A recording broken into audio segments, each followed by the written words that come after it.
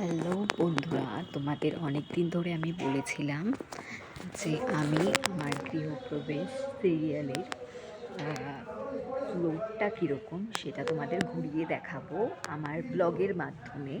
তো অবশেষে সেই ধৈর্য শেষ হলো। আজকে আমি সময় সুযোগ দুটোই একসাথে পেয়েছি যে আমি ফ্লোরটা কীরকম সেটা তোমাদের ঘুরিয়ে দেখানোর।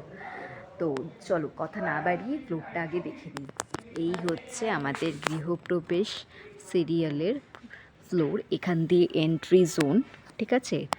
মানে সিরিয়ালের ফ্লোরগুলো এরকম হয়, লাইট থাকে উপরে, আর উপরটা দেখো কীরকম থাকে, লাইট জোন থাকে। তো পুরো ফ্লোরটা হচ্ছে এরকম এরকম।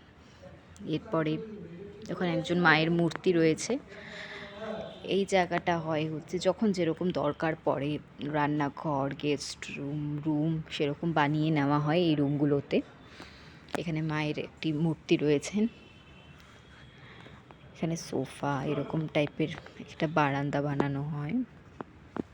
তো এটা হচ্ছে দোতলা। এখানে হয় হচ্ছে আমাদের বস্তির শুটিংটা, বস্তির ঘরটা ওইটা বানানো হয়েছে। এটা হচ্ছে দোতলা, আর উপরটা ওরকম থাকে, এরকমই সিঁড়ি থাকে। ওই পাশটা এখন আমাদের শুটিং হচ্ছে, বস্তি বানিয়েছে, মানে এখন যেই ট্র্যাকটা গল্পটা যাচ্ছে এটা হচ্ছে ডাইনিং। সবই মানে যেরকম হয় আমাদের বাস্তবে সেরকমই। এই হচ্ছে ফ্লোরটা। ওখানে আরও রুমস রয়েছে, রুমগুলোতে যখন যেরকম প্রয়োজন হয় সেরকম বানিয়ে নেওয়া হয়। যেরকম ঘর, রান্নাঘর, ডাইনিং, বেডরুম বা অন্য কোনো গল্পের রুম সেরকম বানিয়ে নেওয়া হয়। রুমগুলো আমি দেখিয়ে দিই।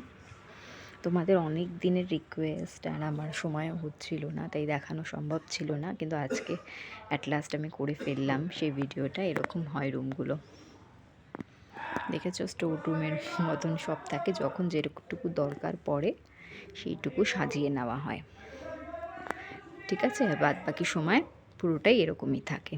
অনেকটা বড় হয়ে যাচ্ছে ভিডিওটা, ঠিক আছে? এটা হচ্ছে বেডরুম, এটা হচ্ছে বেড। আমি তোমাদের কাছে আমার কথাটা রেখেছি। আমার কথা ছিল যে তোমাদের আমি আমার গৃহপ্রবেশ সিরিয়ালের রুম মানে ফ্লোরটা কীরকম হয় সমস্ত কিছু ঘুরিয়ে দেখাবো। তো আমি দেখিয়ে দিলাম, আশা করি তোমাদের সকলের ভালো লাগবে। আর আমি চেষ্টা করবো এরকম অনেক নতুন নতুন ইন্টারেস্টিং ভিডিও তোমাদের সাথে শেয়ার করার। আর তোমরা আমার পাশে থেকো, আমাকে সাপোর্ট করতে থেকো, আর আমাকে এইভাবেই ভালোবেসো। আজকের জন্য এইটুকুই, টাটা।